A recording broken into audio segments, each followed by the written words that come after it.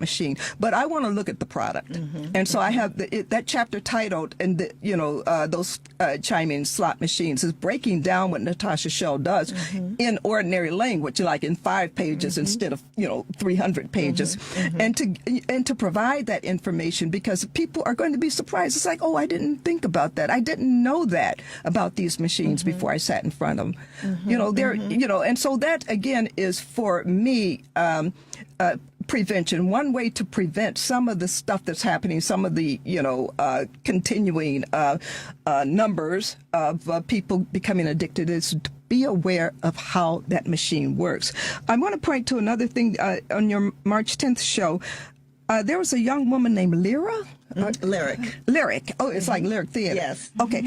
Porter. And that she was important. I paid very close attention to her because her work, and it's really interesting that you have young people coming into this and getting trained, because the people that are going to be attracted to her, she understands where they live, and they live on these devices, right? That's right. And so when they come to her, there's going to be, I'm hoping, a closer relationship than coming to me. It's like, okay, grandma's here, and that judgmental part of it, Yes. So we need this. She's a very young woman working with this organization. She understands that social media is where they live, and she also said that her mother was dealing with addiction. So the mere fact, Miss Doris Davenport, that you're having this conversation with us here is a huge step in terms of, addressing our Black community. And I'm excited about it. I'm happy about it, because for over 10 years, I have been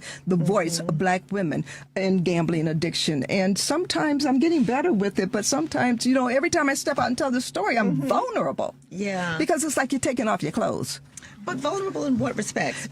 Just still that whole thing about, my own background as an unwed teen mother. It's like, see, she's made it all the way up here.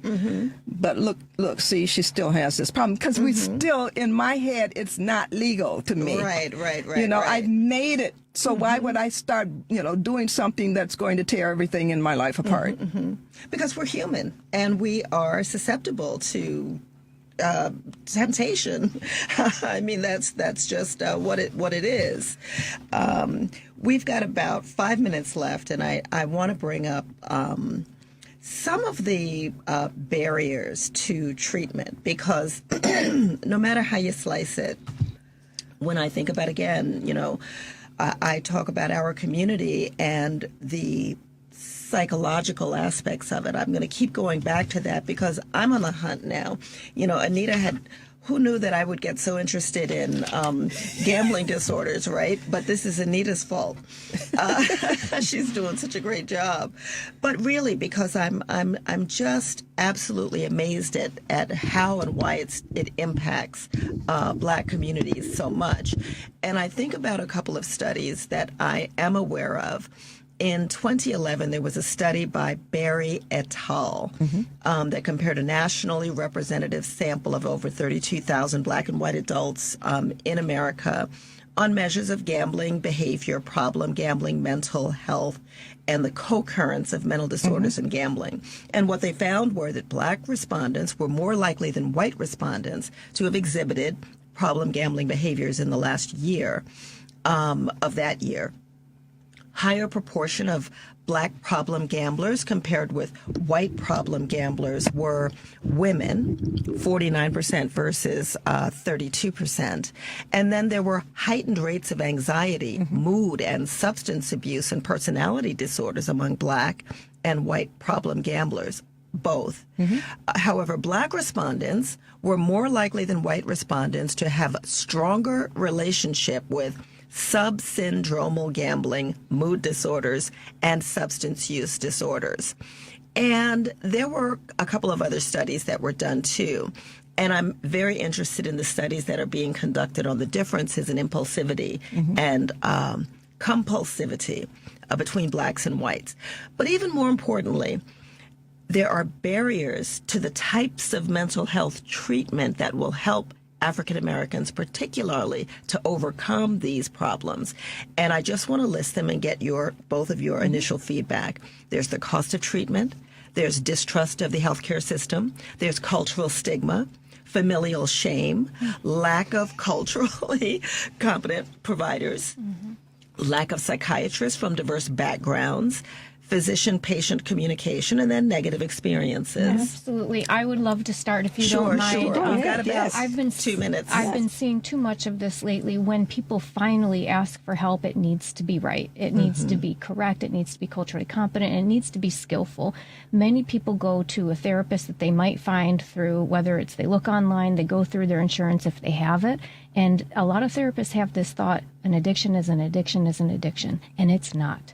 Gambling is very unique, and if somebody makes that step and they make themselves vulnerable to ask for help, and that help is not, specifically trained in this disorder, a lot of harm can be done, and that may be the last time that that person asks for help. So we need people to get to the help that is very skillful and that is very specialized through something like the 1-800-GAMBLER helpline or going to areyoureallywinning.com. But I also want to mention that female gamblers tend to gamble in isolation, and we have so much more shame than our male counterparts. So we already have the deck stacked against us, and so we really need people to reach out in the right way through the helpline and get to skillful help. Yeah. This will be your closing statement. She's summarized it, and Doris, you did it. I don't have anything to add because you were right on target with that. My own experience was very difficult because I live in Madison, Wisconsin. I'm a senior professor at the University of Wisconsin Madison, and it was really hard to talk to some of the white folks that I had there that were available, but I needed to do something. And there's a point where you just grab what other help you can get when you're falling off the cliff. So that's all I have to say on that. Well, folks who are listening, when you can't stop betting nonstop and gambling is affecting your relationships, your job, and more, are you really winning? This is Problem Gambling Awareness Month, and we want you to know you are not alone.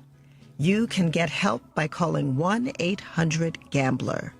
Know the signs of problem gambling by visiting areyoureallywinning.com. This is Doris Davenport, and this is the Doris Davenport Show, all local, all the time. We have spent the last month talking about problem gambling. We're here with Elizabeth Thielen and Dr. Sandra Adell. We'll be back with you again soon.